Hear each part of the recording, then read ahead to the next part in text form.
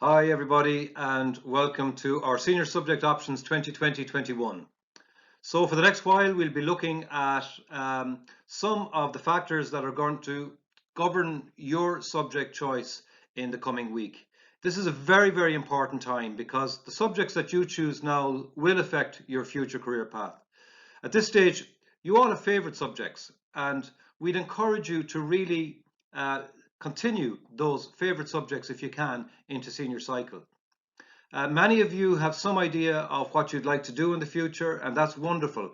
And there's also many of you who have no clue at all what you'd like to do when you finish school and continue to college. So it's very important that you find a good balance of subjects now that will leave your options open for the future.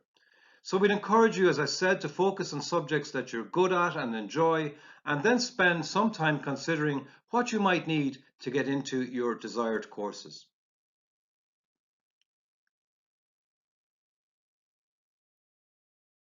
So first of all, let's start with the mandatory or core Leaving Cert subjects. These are the subjects that you must do for Leaving Cert. So we start with Irish, English, Maths, and a foreign language. Now the foreign language has an asterisk there to indicate that it's very important that you include a foreign language in your subject choice for Leaving Cert. Why? Because it is an entry requirement for many of the universities and colleges and many courses, but we'll look at that in more detail later in the presentation.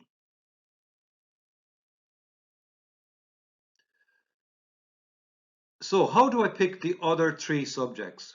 Well, first of all, I've mentioned two websites there that are absolutely invaluable in helping us to research all of the courses that we might need and the subjects needed for them. The first is qualifax.ie and the second is careersportal.ie. We've also given you a Word document which is more focused on Careers Portal. I think it's probably the easier of the two to start with, and that will help you, guide you to making good, well-informed decisions. So how do you pick those other three subjects? Well, as I said, pick subjects that you've enjoyed to date and in which you have achieved good results in your class assessments. Because those subjects are not only going to be less difficult to study, but they're also a great indicator of future study or future career choices. So it's important to realize that in choosing your subject options, don't get bogged down in specific careers to the exclusion of others at this stage. Keep your options open. For example, to study accounting or business at third level, it's not necessary to study those subjects for Leaving Cert, nor do you have to study engineering in order to become an engineer. So bear that in mind. So what are the subjects that you're interested in? We'd encourage you to start with your favorites and really give those your primary consideration when thinking about your future subject choices. Also, what subjects are necessary for your goals? If you're thinking about engineering, obviously you're going to be thinking maybe about the possibility of applied maths. So as we go through the presentation, pay attention to the different subjects that are oriented towards specific college courses or careers, and that's the kind of research that you're going to be doing as you go along anyway. Think about the usefulness of the subjects for your goals. Are they going to serve your goals or not?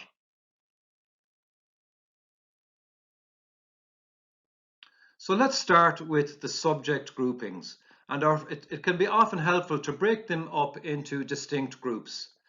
So the first subject grouping we're going to look at are languages, then we're going to look at the math science groupings, then we're going to look at the social groupings, and also the practical groupings. Finally, we look at the business groupings. I'm not sure they're the particular order that they appear here in the presentation, but they are the 5 different groupings that we're going to look at. Just to say that the social grouping there is often referred to as the humanities. That's often a word we hear to describe them as well. So let's start with the business group. Accounting, business, LCVP links module. Up it comes. And that's just bringing up the graphic there, showing the three of them belonging to the business group. So accounting is very much about figures, computations, statistics, everything relating to business. A strong leaning towards numeracy here. So if you like your maths and you like your numbers, the kind of jobs that you could end up going into are things like insurance or financial services, quantity surveying, auctioneering, or even accountancy itself. Business then looks both at the setting up and the processes involved in running a business, and also puts a focus on management skills. So you could end up working in areas like taxation, HR, marketing, ethics, international business and commerce, and administration, and so on. So LCVP is the third option there, and we're going to come back and have a look at that later in the presentation. So let's have a look at the science groupings. As you probably know, the Junior Cert curriculum becomes subdivided into 4 Leaving Cert subjects at senior cycle, and these 4 are chemistry, biology, physics, and ag science. Now, the lab science choice is a really important one. Even if you're not sure what your future career might be or what your future college course might be, it's important to consider, if you're thinking even in a vague way of the health sciences or whatever you're thinking about, it's important to pick the appropriate lab science to the relevant career. Starting with ag science. Ag science overlaps with geography, looking at areas like soils and rock groupings, and it also overlaps with biology in such areas as biodiversity, microbiology, plant and animal physiology, genetics, and so on. So if you're interested in ag science, remember there's a 25% of the marks go to an investigative study. So you'll need to have a capacity for preparing a folder and making an oral presentation of material. So let's have a look at biology. Biology is the study of life in all its forms. Diversity and interrelationships with environment, from cell structure to genetics. It requires a good memory. There are lots of definitions in biology, and so that material has to be learned. So what's biology useful for? Well, medicine, nursing, radiography, veterinary, physio, med lab sciences, forensic sciences, and so on. So there's a whole range of career possibilities, career paths emerging from biology. So let's consider chemistry. 70% of the chemistry course is pure chemistry, and 30% focuses on the applied or social aspects. There are lots of career possibilities coming out of chemistry. The pharma sector is a vast sector in the job market, so it requires a good aptitude for maths. There's a terminal exam with 28 experiments, so lots of learning and good memory involved there in practice. Jobs in the pharmaceutical area, as I said, medicine, veterinary, biochemistry, dietetics, nursing, engineering, along with physics. Chemistry is a maths-based science, and you have to remember as well that the exam is 100% terminal, 100% written terminal exam. And so just to consider physics as well. Physics is looking at the fundamental laws of physics and their application in technology and in all aspects of life. Engineering in all forms is important for physics is an important foundation for it, whether it's structural, computer, mechanical, electronic. And areas like architecture and radiography are also very much related to physics.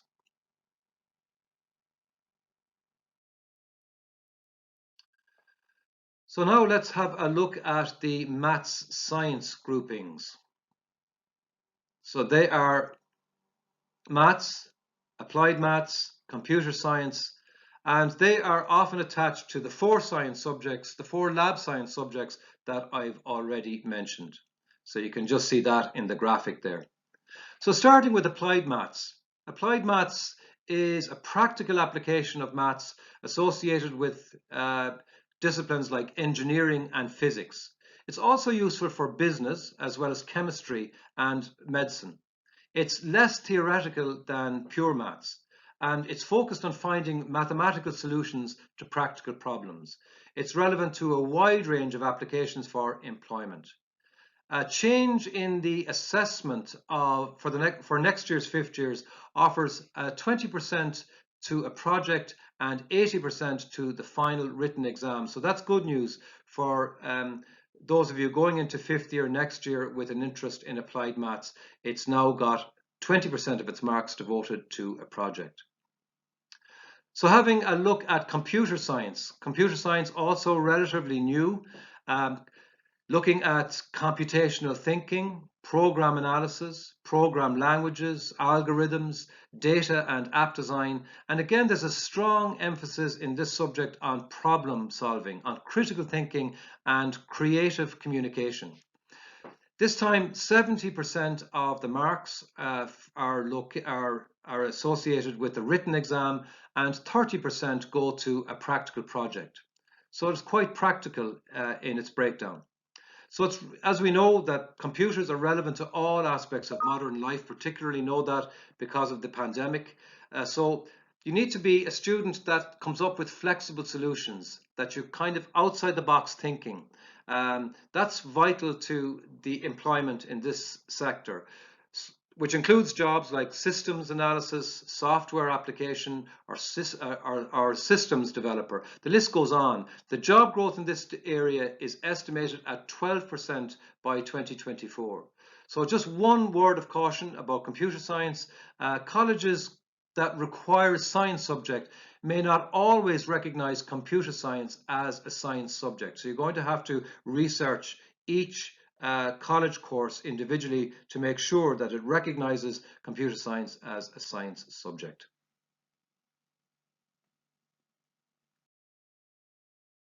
So science subjects are necessary for a whole range of career choices and college choices. Here's just to name a few: medicine, dentistry, veterinary, pharmacy, physiotherapy, radiography, nursing, dietetics, occupational therapy, speech therapy, architecture, med lab science, sports science, science itself, general science, engineering, optometry, production management, naval cadets, and industrial design. Turning to the social humanities grouping, we're looking at geography, history, home economics, physical education, and just to note that SPHE and CSPE are not examination subjects for the Leaving Cert. Starting with geography, here the focus is on the changing nature of the relationship between the physical and human worlds. So in geography, you develop a battery of geographical skills which are applied from local to national and even international scenarios. It examines very current issues from climate change to overpopulation and urbanization and so on. And at higher and ordinary levels, the final exam counts for 80% and the field study counts for 20%. In terms of jobs out of geography, it can be anything from surveying, an environmental officer, town planning. There's a big emphasis on conservation or sustainability. So you could be a consultant geologist or a cartographer, for example. There's a long list. Looking at history. History is the analysis of the surviving evidence of our human past. And in Leaving Cert history, the focus is on modern Ireland and Europe and the wider world from 1870 to 1970. The skills for history really involve somebody who's a critical thinker and capable of independent learning and editing. History puts a lot of focus on research, and if you're considering future courses in college, you might be thinking of things like politics or history itself, or economics or philosophy. It demands a capacity for logical argumentation and critical analysis.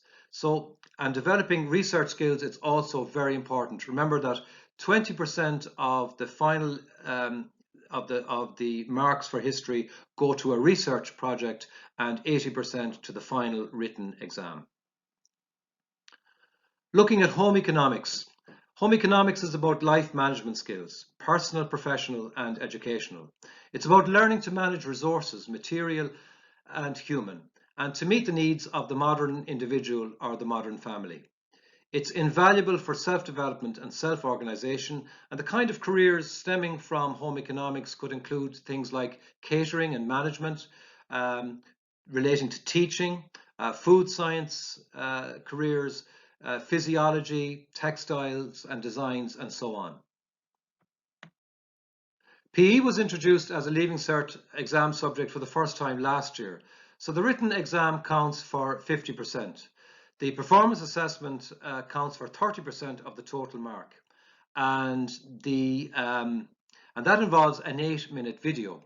And the final 20% then is a physical activity project, which involves a 4-minute video. So it's important for students who are considering PE not just to have a keen interest in sport, but also an aptitude for IT and analytical skills, because there's a fair amount involved in putting that 8-minute video and that 4-minute video together.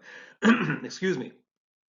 Careers in PE can involve progression into the sports sciences, into areas like physiotherapy, nutrition, and of course PE teaching itself, just to name a few.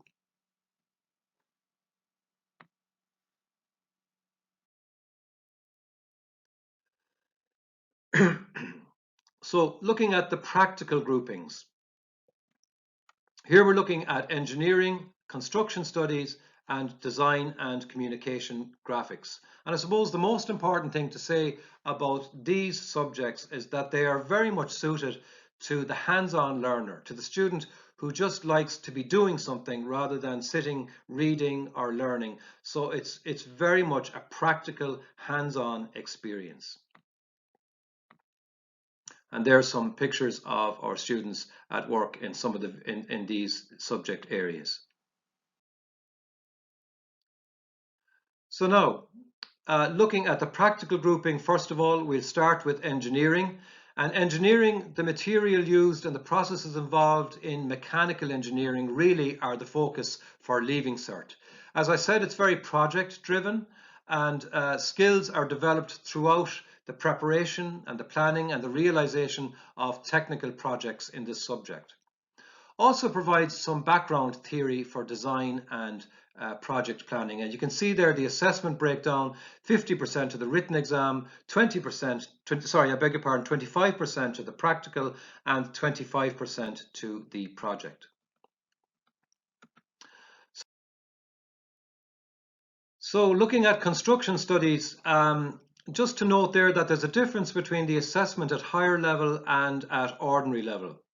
At higher level, the final exam counts for 60%, the practical test for 20%, the project for 20%. Whereas at ordinary level, the exam counts for 50%, for half the final mark, the practical test for 25%, and the project for 25%. Just a note about construction studies itself: it provides the knowledge and skills associated with construction technology, materials, and practices. Again, it's a mix of theory and integrated practical projects, and the focus this time is very much on the built environment and sustainability.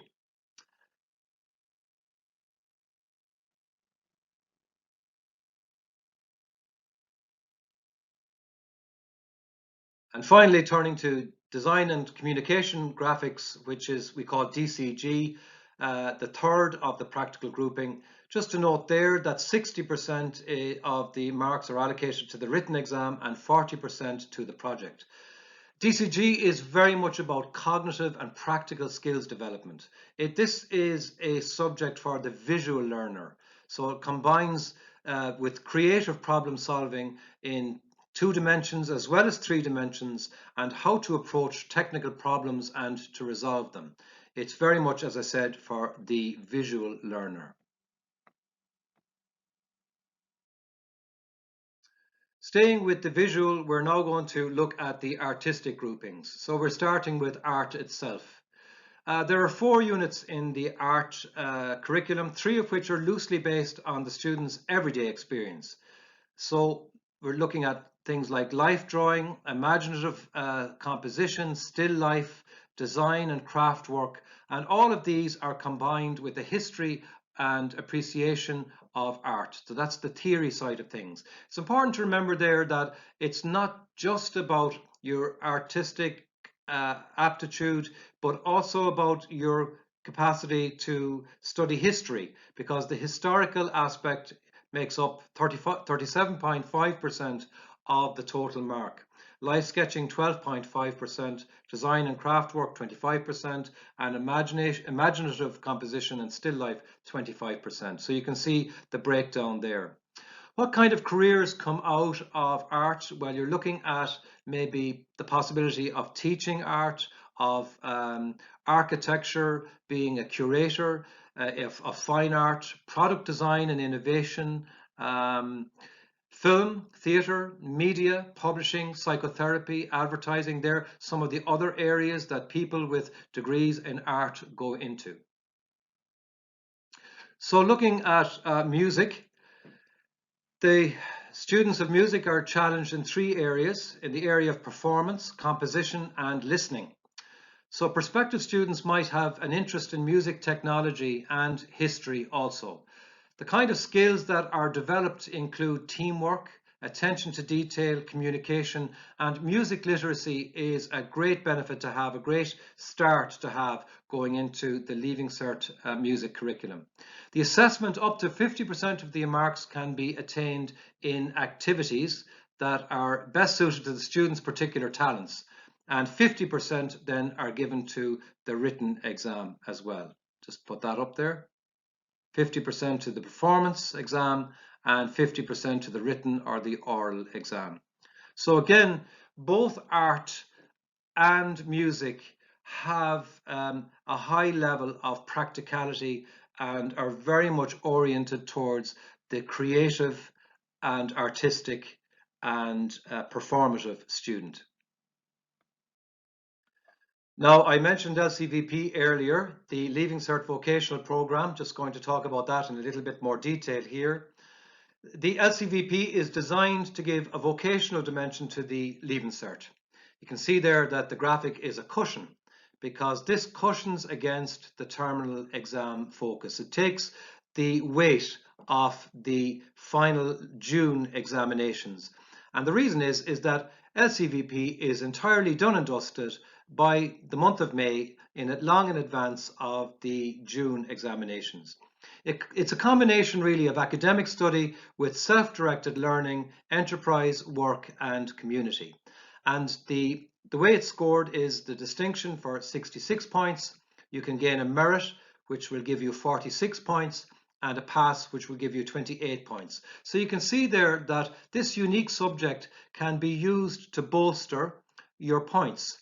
And the portfolio of which most of which is out of the way by the end of 5th year counts for 60%, and the written exam counts for 40%.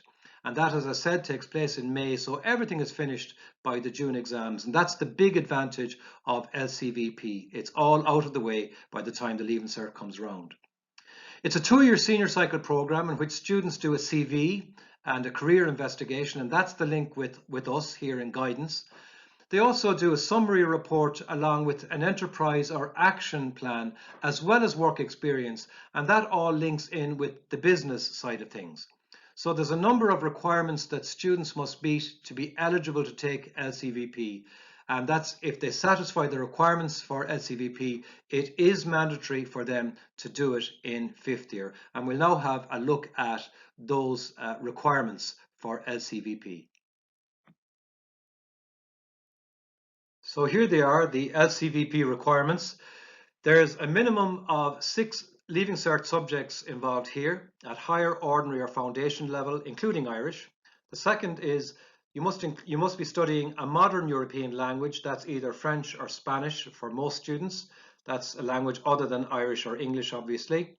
Must study 2 additional link modules. That's the work experience part of the LCVP program, along with the enterprise education project. Students must also study one of the vocational subject groupings. Now, these are groups of Leaving Cert subjects which link together naturally, and they can be found on the email which has been sent out to you with the subject lines for senior subject selection. So returning to the language group, as we said we would, Irish is required for many university courses, and in some cases courses are conducted as Gaeilge, especially in the NUI colleges. English is often a specific course requirement, an SCR for many university courses, and specific course requirements always have to be researched carefully for each college course choice. French and Spanish are foreign languages, often referred to as a third language when talking about minimum entry requirements, and we'll be talking about these MERs, or minimum entry requirements, later in the presentation. All the foreign languages have the same syllabus framework, and that gives students really a critical awareness of how meaning is conveyed in the structures and vocabulary of the language, and also includes a cultural dimension. What are the skills involved for learning languages? Well, I suppose first there's the discipline and repetition of learning a language and its structures. You need to have a capacity for multitasking, thinking in one language, speaking in another, as well as listening skills and problem solving. Students showing aptitude for languages are encouraged to continue these languages at senior cycle. So just to have a look at the assessments.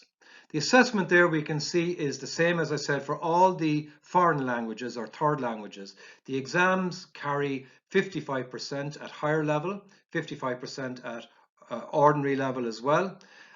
The oral carries 20% at higher level and 25% at ordinary level, whereas the oral carries 25% at higher level and 20% at ordinary level. And just take a moment to have a look at those, just to take them in.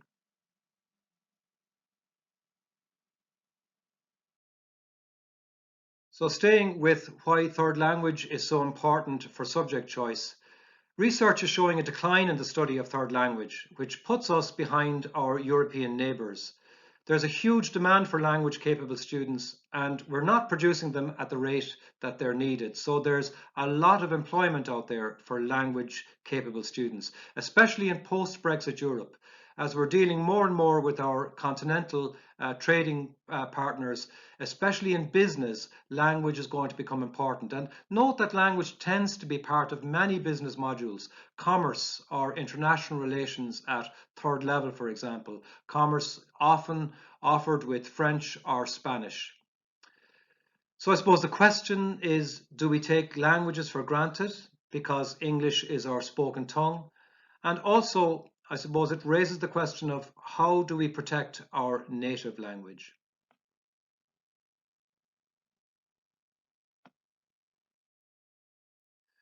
Now, this is a very important slide because in it we're discussing why third language is so important for entry into especially the NUI colleges. And I'd like to refer to the handout, to the Word document that I sent earlier in conjunction, to be used in conjunction with this presentation. Most university courses in the NUI group, they're the big four: Galway, Maynooth, Cork, Dublin, and also including other colleges like the Royal College of Surgeons of Ireland and NCAD. We'll have a list of the affiliated colleges up later. They all require a minimum of an 06, that's at ordinary level, in a third language as part of their minimum entry requirements, as part of what we call their matriculation requirements. There are some exceptions. They can be found in some of the STEM courses in science and engineering. The courses for which a third language is no longer required include nursing, engineering, and science at all four of the NUI universities. UCD and UCC have also dropped this requirement for their ag science and food science programs, and NCAD accepts art instead of the third language. TCD, which isn't part of the NUI group, accepts Irish as a second language, and UL and DCU, also not part of the NUI group, plus all of the ITs do not require a third language for entry purposes to most of their courses. Maynooth University has dropped its third language requirement for finance, business accounting and law degree programs. However, this requirement is needed to access such areas through their arts program.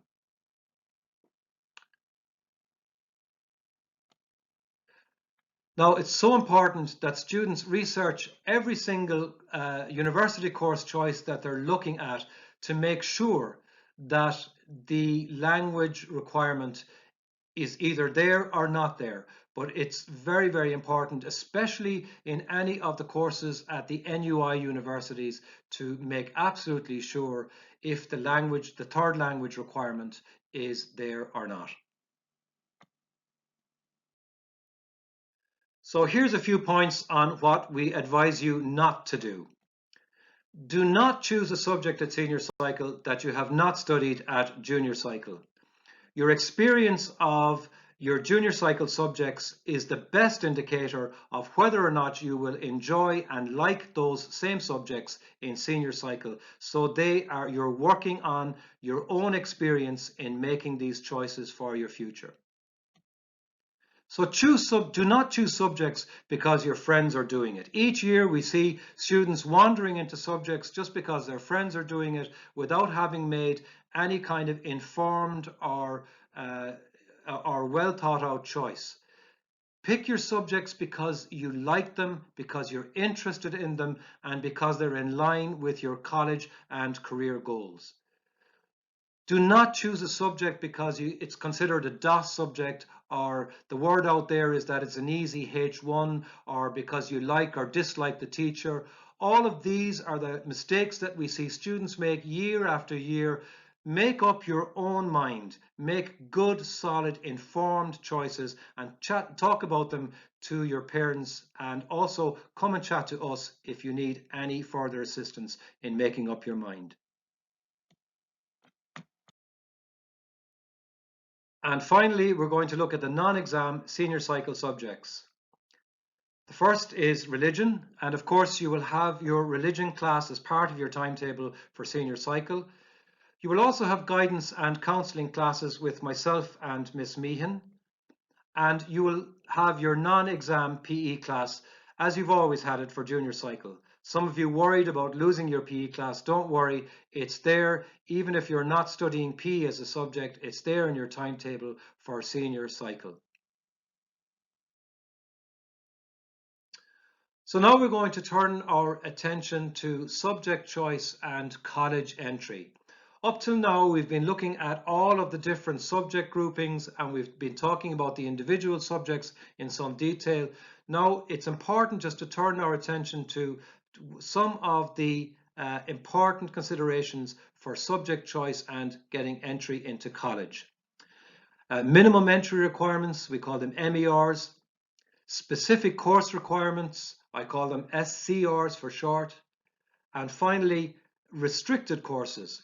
These are courses that have alternative assessments for entry, such as aptitude tests or interviews, portfolios or auditions. And these are courses that are musical or artistic or performative, or say for instance that require particular assessments, might be psychology or counselling courses. So lots of courses are described as restricted, and they are listed in the CAO handbook, and they carry alternative assessments for entry.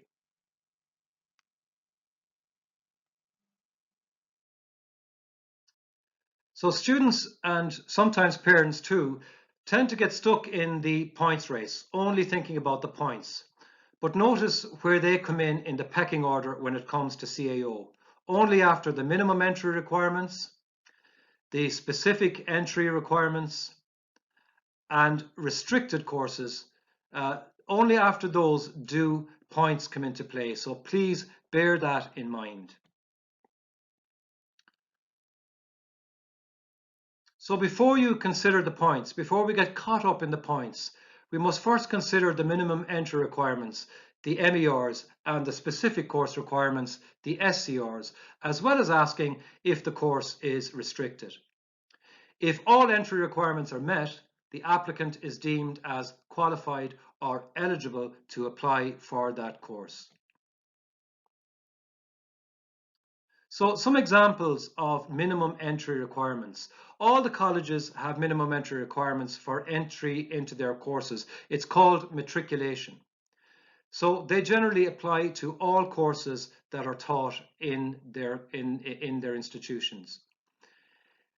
Each college has a different set of minimum entry requirements, and students need to check that they satisfy minimum entry requirements for each of the college courses that they choose for CAO. And you can find information in the admissions section of each of the college websites, but more commonly we use Qualifax and Careers Portal as the two go-to websites for information in this regard. As I said, all HEI's higher education institutes have general entry requirements that are common to all of their courses. NUI, the National Universities of Ireland, require 6 subjects, including English, Irish, and a modern language. They require 2 H5s and 4 O6 or H7 grades also as minimum entry requirements. It's important to remember that courses that you mightn't expect sometimes carry the language requirement. Courses like architecture in UCD or biotechnology in NUIG require that third language requirement.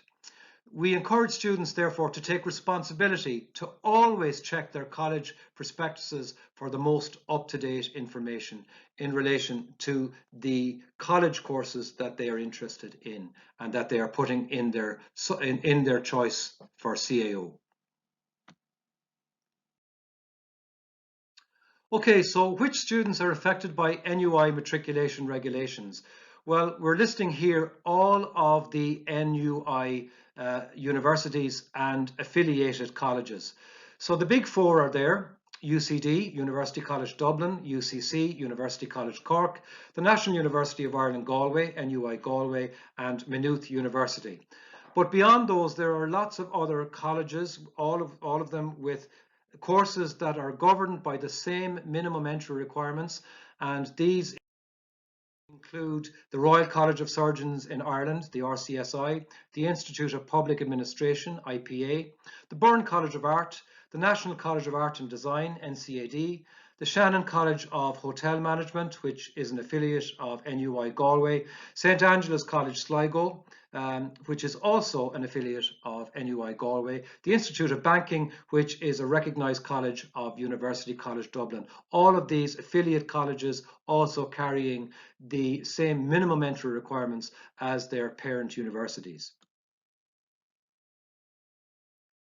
So looking again at entry requirements, we're looking at the minimum entry requirements on the left-hand side of the slide.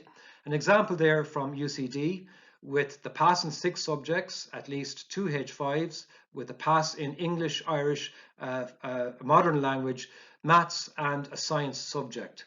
But if you're looking at entry into engineering, for example, turn to the right-hand side of the slide. Under specific course requirements, you'll see that engineering in UCD carries a H4 in maths, and veterinary medicine carries a H3 in chemistry, and French law at UCD carries a H3 in French.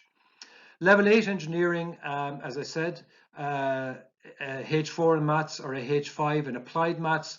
Journalism and communications require higher level English. Veterinary, dentistry, dietetics, and some medicine courses require chemistry. Theoretical physics in Trinity College looks for a H3 in physics and a H3 in maths. So they are some of the specific entry requirements that have to be researched for each individual college course that a student may be considering including in their CAO lists. Staying with specific course requirements, we'll just look at the most common ones. I've already mentioned that engineering in most universities carries a H4 in maths. Primary teaching courses, of course, carry that H4 in Irish. And when we're considering language courses, for instance, in post-primary teaching, Gaeilge with French, German, or Spanish at DCU requires a H3 in all of these language areas for entry. Many language courses will require a H5 in Spanish or a H3 in French. And of course, all of those have to be researched as they may vary. And Qualifax and Careers Portal are again our go-to websites to check up on those specific entry requirements.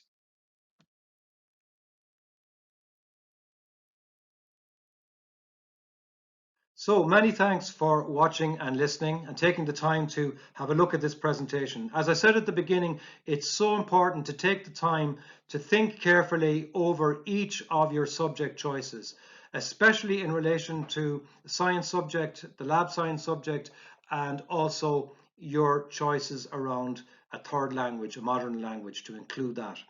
That keeps your options open and gives you a good balanced subject choice for senior cycle, maximizing your choices and options for college courses and for making choices beyond the Leaving Cert into your future careers. So again, if you have any questions or any queries, please don't hesitate to contact either myself or Miss Meehan on our email, our school email addresses, and we'll be happy to come back to you. The very best of luck to you in making your choices. And again, thanks for tuning in.